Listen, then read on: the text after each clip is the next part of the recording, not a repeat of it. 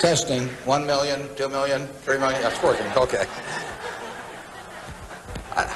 I'd like to talk to you about your financial future, and I hope those figures become applicable to all of you as we go along. And I'd like to start by posing a problem for you. And incidentally, I'm just going to talk for a couple of minutes, and we'll do Q&A, because what we want to do is talk about what's on your mind. But I'd like you to think about this for just a second. If, as we walked out of here today, I said I would like to buy 10% of your financial future, I was going to write you a check today, and from this day forth, you were going to give me 10% of everything you earned. How much would you want to charge me for that? I'm going to buy 1/10 of you. And I may take the low bid, incidentally, so be careful what you write down. Well, I think if you thought about that a little while, you can contemplate that for a few minutes. You know, you're going to get a check from me today, and you can do anything you want with the money, but from this day forth, you have to give me 10% of what you earn. I think it would be very foolish of you, any of you, if you asked for less than, say, $50,000. Now, it's going to be a few years before you're out earning money, and so I've got a few years of dead money there. But then I would start getting this royalty on you as you went along. So I really think that if you thought about it, most of you would want a fair amount more than that, and I think you'd be right.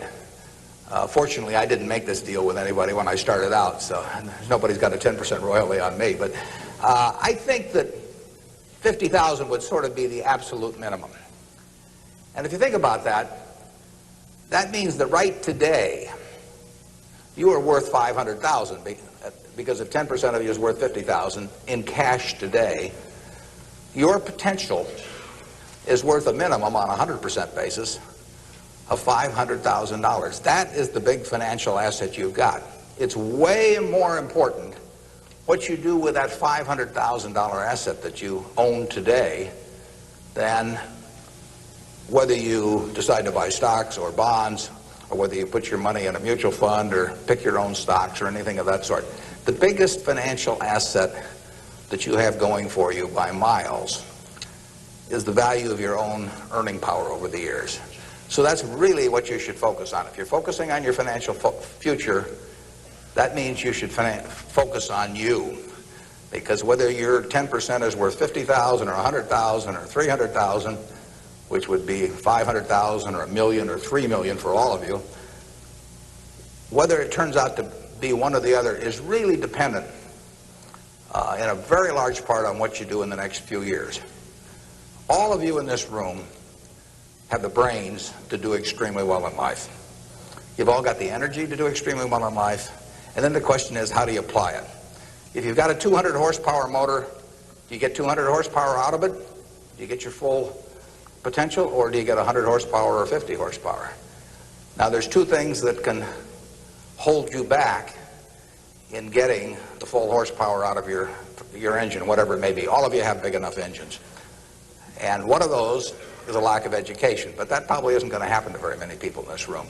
If you did have a lack of education, if you didn't have a chance to get a decent education in life, it wouldn't make any difference what that potential was, because you'd never unlock it.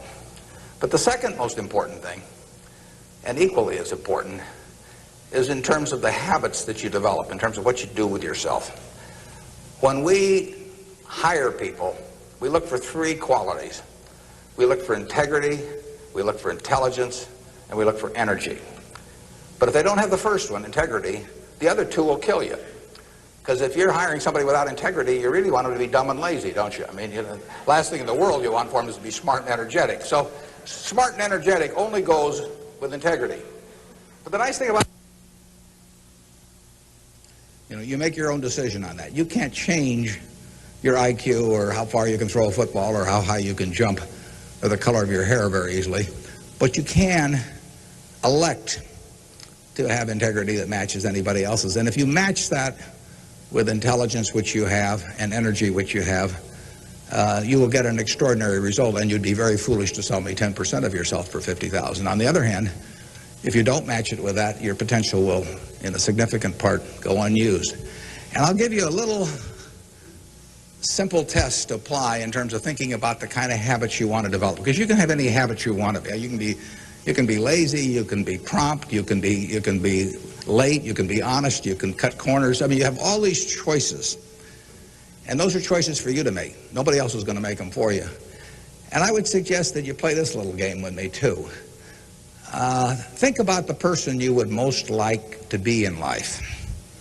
So maybe it's one of your contemporaries, maybe it's somebody a little older, but pick out the person you admire the most, the person that you'd change places with if you could. And then write down why you admire them. Just put it on a piece of paper. And then figure out the person that you would least like to change places with you. Who really turns you off? Who do you find repulsive? And list the reasons why that person turns you off so much. And put those down on the other side of the paper. And then look at that list. And you'll find that everything on the left-hand side, what you admire in other people, the qualities they bring to life, cheerfulness, generosity, all kinds of things, you'll find those are things you can do yourself. It's very simple. You got to apply yourself, but the habits you form in doing that early on will carry you through life.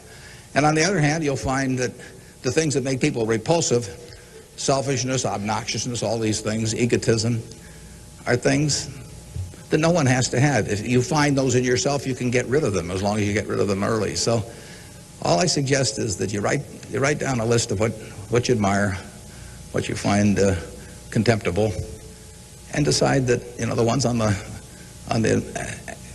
admired side are ones you're going to acquire for yourself. And if you do that when you're young, it'll carry you through the rest of your life. This doesn't work if you do it when you're 50 or 60. By then, the habits are too well formed. But if you do it early, behavior becomes a habit. So if you do that, 2 or 3 years from now, if you go through the same exercise, you'll find out that the person you admire the most is yourself. That can be a little dangerous under some circumstances, but it's not a bad thing. I mean, you want to be somebody you like, and you don't want to be somebody that you dislike. And form those habits early. You basically can't miss. Now, I'll give you one other small piece of advice that's just a corollary on this, and then we'll get to your questions. And that is, as a general matter, as a one piece of specific financial advice, I would say, avoid credit cards. Just forget about them. We're in various businesses that issue credit cards. The American public loves credit cards. But if you start revolving debt on credit cards, you're going to be paying 18 or 20%. And you can't make progress in your financial life going around borrowing money at 18 or 20%. You can make a lot of money by lending it out at 18 or 20% over time. If you can find anybody that's good that will borrow from you. But you don't want to be on the side of the equation that's always behind in life. I was lucky. I'd saved about $10,000 by the time I got out of school. That $10,000 was really worth millions I might have earned later on, because after you get a family and everything, the expenses roll in. But those were my tools to work with, but it was only because I was ahead of the game. If you're behind the game by $10,000 at some point and paying 18 or 20% interest on it, you will never, you'll never get out of it. So the trick, I've got a partner that says, all I want to know is where I'm going to die, so I'll never go there. And that's true in financial matters as well. You want to figure out where you don't want to be ahead of time and avoid that. And I get about a dozen letters a day from people who are having terrible problems. And there are two reasons why they have terrible problems. One is a number of them have had health problems of some sort. I mean, they have really been hit by or somebody in their family has been hit by some kind of catastrophic illness. And that is it's a terrible thing to happen to any family. And they run up bills they can't pay, and really only society can solve that one in terms of protecting people against that. That's just plain bad luck.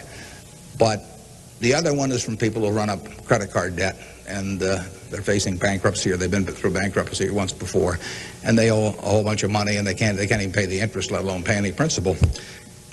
And half of my letters come from people like that, and that problem is avoidable. Catastrophic illness is not, but credit card debt is something you bring on yourself, and it's way better, it's way easier to stay out of trouble